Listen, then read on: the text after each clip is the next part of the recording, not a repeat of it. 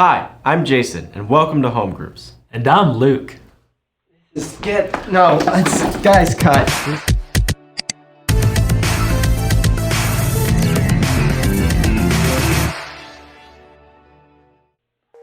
Hey guys, welcome to Home Groups, where we apply the message we heard this weekend at FV Church. I'm Luke. And my name is Jason.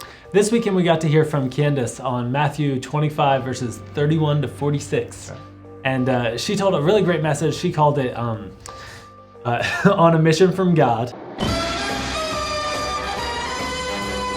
Should you choose to accept it? And it's this whole idea that God has given each of us something to go after, an opportunity, a moment to seize. And we all, as agents of God, are called to make that happen in our lives. Yeah, and that story presents Jesus Christ and God judging those in his kingdom. And he says to them, hey, when I was hungry, you fed me. When I was thirsty, you gave me a drink. When I was sick, you cared for me. When I was homeless, you gave me a place to stay. And he talks to those who didn't do those things. And there's this idea that we're called to do something specific. But before that story even takes place, he tells a couple of other stories. There's a couple parables, lead-ups that Jesus, I don't know if he made them up on the spot or if he had them ready, but he had stories ready to illustrate the same point in this whole chapter of Matthew 25. And that flow is really important. So the first story he tells is about 10 bridesmaids who are waiting for a groom to come and pick them up and bring them away to their joy that they've been waiting for. And 5 of those bridesmaids took the time to be prepared. They took their lanterns and they took the oil and they trimmed the wick and they brought extra oil and they were ready for when the groom would come. But 5 of the other ones were just so excited and so anticipating this that they didn't prepare. They actually didn't bring enough oil and their lamps burn out and they don't have what they need to have. They haven't done what they were supposed to do. So when the groom gets there, he says, "You weren't ready. I'm going to bring the ones who are ready into the joy, and the rest of you have to remain here." And it's important that we learn from that story that we can't be lazy, that we have to do what we've been called to do, and that there might be a consequence if we don't. Yeah, and for someone like me who tends to be a little disorganized, that disorganization can cause you everything. Yeah. Cost you everything.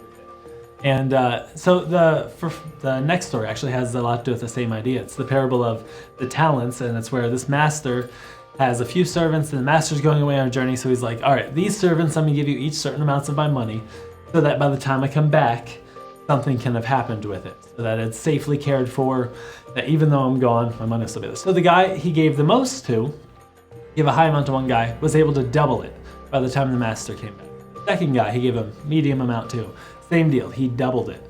But the third guy, who he gave the smallest amount to, maybe for a good reason, just was scared of his master. He said, this guy is a little harsh, he's not very easy to work with, I'm just gonna dig a hole, I'm gonna put the money in there, and by the time the master comes back, it'll be safe, and he'll love me for that.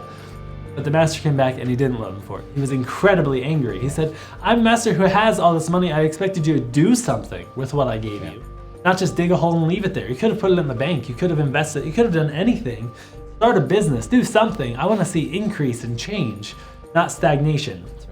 And God has called us to the same thing. He's given us gifts, talents, opportunities to seize. And if we don't, he's gonna say, why are you being lazy? Why are you being wicked and not doing what I've asked you to do? There is something expected of us. And for each and every one of us, that might be a little different. You might see a need. You're called to meet that need. So in your groups today, I think a very practical step that we could take as a group is let's reread Matthew 25, 31 through 46. Let's reread that passage in our group. Let's take some time to study the words of Jesus together and then look at the ways that you can help the sick.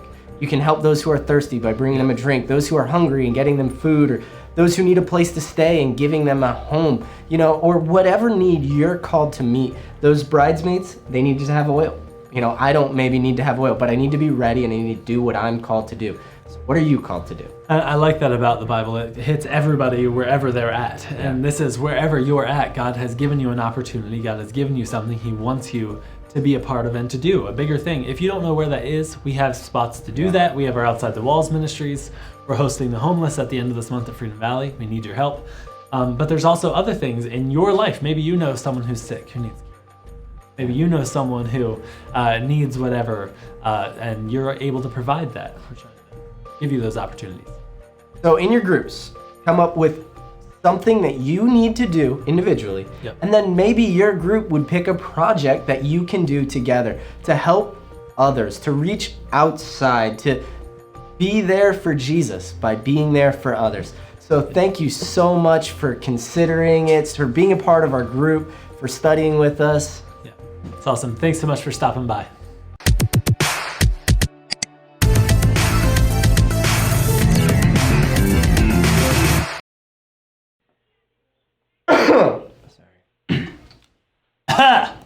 Cough.